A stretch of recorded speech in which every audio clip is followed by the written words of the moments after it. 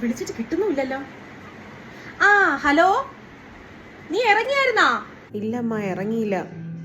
ഇത്രയും നേരമായിട്ട് നീ ഇറങ്ങിയില്ലേ? ഇത്രയും നേരം അവിടെ എന്ത് ചെയ്തോണ്ടിരിക്കുന്നത്? വാർണിഷ് ചെയ്യുന്ന?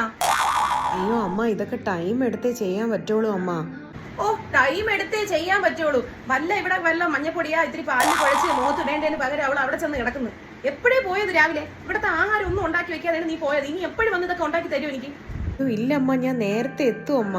എനിക്കറിയാം, ഇതെല്ലാം ഞാൻ ചെയ്യാൻ വേണ്ടിട്ട് നീ അറിഞ്ഞോണ്ട് രാവിലെ ഇറങ്ങി നിന്റെ ബ്യൂട്ടി പാർലറിൽ പോയതാണ്. അതെനിക്ക് നന്നായിട്ട് അറിയാം. അയ്യോ അങ്ങനെയൊന്നും ഇല്ല അമ്മ, ഞാൻ ഇപ്പം വരും. ഇതാ കഴിയാറായി.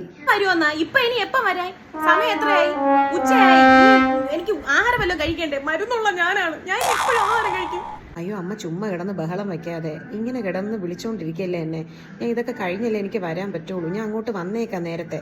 ബഹളം വയ്ക്കും. നീ വന്നില്ലെങ്കിൽ ഞാൻ നിന്നെ ഇങ്ങനെ വിളിച്ചോണ്ടിരിക്കും. നിരന്തരം വിളിച്ചോണ്ടിരിക്കും. നീ ഇപ്പൊ വീടെത്തണം. 10 വരെ ചെയ്യണം. അതിനിടയിൽ നീ വീടെത്തിയിരിക്കണം.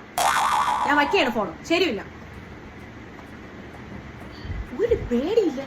രാവിലെ ഇറങ്ങി പോണത് ബ്യൂട്ടി പാർലർ എന്നും പറഞ്ഞു. പെൺപിള്ളേർ ഇങ്ങനെ പോവാമോ ബ്യൂട്ടി പാർലർ എന്നും പറഞ്ഞ്? എപ്പോഴും എപ്പോഴും ചെന്ന് അവിടെ കിടക്കാൻ എന്തോന്നാണ്? കിട്ടുന്ന പൈസ എല്ലാം അവിടെ കൊണ്ട് പാർലറിലാണ് കളയുന്നത്. ഇവിടെ അടിച്ചു വല്ലതും വെച്ചിട്ടുണ്ടോ? ഇല്ലല്ല. ഇവിടെ വല്ല നോട്ട് എടുക്കുന്ന മെഷീൻ ഉണ്ടോ? ഇല്ല. ഇതെല്ലാം എന്റെ ചെറുക്കന്റെ പൈസ അല്ലേ? എന്ത് പറയാ? ഓഹ് എന്റെ ദൈവമേ, ഇവരെ കാര്യം കൊണ്ട് തോറ്റു. നേരത്തെ വീട്ടിലെത്താന്ന് പറഞ്ഞിട്ടും വിശ്വസിക്കുന്നില്ലല്ലോ. എന്തായാലും ഇത് കഴിഞ്ഞിട്ട് പോവാം.